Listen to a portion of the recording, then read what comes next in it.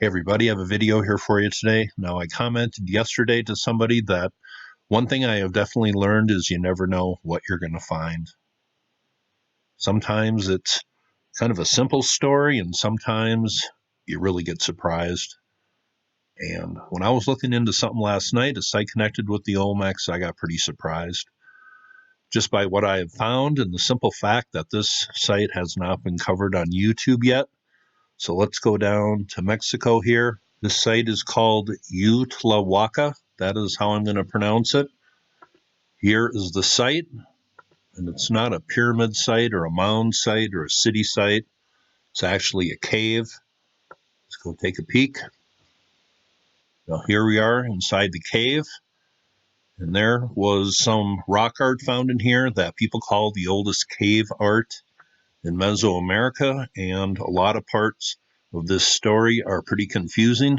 We'll take a look at that rock art, but here you are inside the cave, and this place looks pretty massive. But some pretty important rock art was found here, and I think it's been studied once, and that is about it. But here is the site today. Now, what I have read about the skeletons or the bodies that were found in here, no real good description, but they were encrusted into the floor by the dripping of the stalactites. Now we're going to look at some of the paintings here, and these are pretty good sized.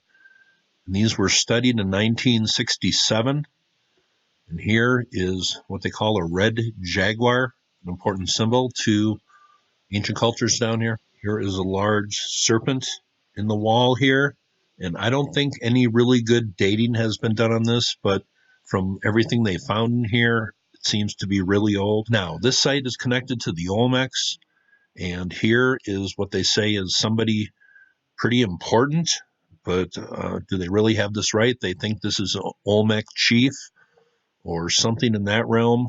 He is wearing jaguar arms and legs with a jaguar tail between his legs. That's what they think. He is bearded.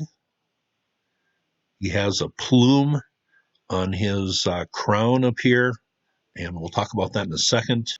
He's also carrying a snake, and you can't really see it very well, but on other diagrams you can see it. He's carrying a trident. So let's just think about all that. And this painting is about 5 feet, 5 inches tall. And here's a small person down here. So what does that represent? But a bearded figure, and just a lot of this, I just think of gods like Quetzacoatl. I know he is bearded, has a chest plate, and that plume on his forehead, on his crown, let's just talk about that. People who have studied it identified it as a Quetzal plume. So does that connect it to Quetzalcoatl or a god figure that brought civilization to these people? That's kind of what I was thinking. Now, here is the cover of Natural History magazine coming from April of 1967. Carlo T.E. Gay was the one who did the research here, and it says oldest paintings of the New World. Research done about 53 years ago, but he theorizes this comes, and I don't know what all went into it, but this is an Olmec ruler coming from about 1200 BC. And for me, if I would have taken a first glance at that, I wouldn't have thought it was a chief or a ruler, somebody that old, but he connects it to the Olmec, and that's the way it's kind of stuck. Here's the entrance to the cave at Juxtlahuaca. Gated off, you need a special tour group, I think, to get in here, or special permission. But this site was originally discovered in the 1920s, and we'll talk about that story here right now.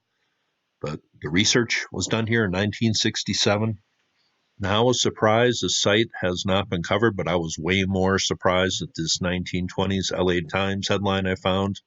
And this is about this cave in Mexico City found in huge cavern, petrified bodies strewn about marble floors of mile-deep prehistoric Mexican town. And they wrote that there was gold and silver and a lot of bodies found down here, and many of them were prehistoric. But then nothing is really written about the bodies or what happened or how accurate this headline actually is of what they found. Did they find gold and silver and many bodies strewn about? The story goes that there was 12 bodies found in here, but there were skulls and probably other body parts, so this is where the story gets really sketchy. Newspaper headlines and stories in my Ancient America series relating to giants and how much faith we can put on those as actual history. Is it kind of a mixture, a little sensationalism? Well, it seems to be varied, and you kind of have to take each article individually when looking at it. You can't just say, well, they're all this way or they're all not that way. And that's where it gets really confusing and tough as a researcher to get to some hard truths. But this is a story come from the LA Times in the 1920s. What was actually found, I don't know if we'll ever know exactly what was found here. But here in this article, the gentleman here, Carlo T.E. Gay, described them as the oldest paintings in the New World in the April 1967 edition of Natural History magazine. And then a Dr. William Coe, curator at the University of Pennsylvania, stated the paintings are the earliest known paintings in the Western Hemisphere. Now, I have talked about cross-culture connections in a few videos. I found this interesting. Here is a diagram of the cave art here I've been talking about, coming from 1200 BC, they theorize. But it depicts a large man with long hair wearing a headpiece with wavy lines emanating from it. He is brandishing a trident and carrying a long snake. His arms and legs are covered with jaguar fur.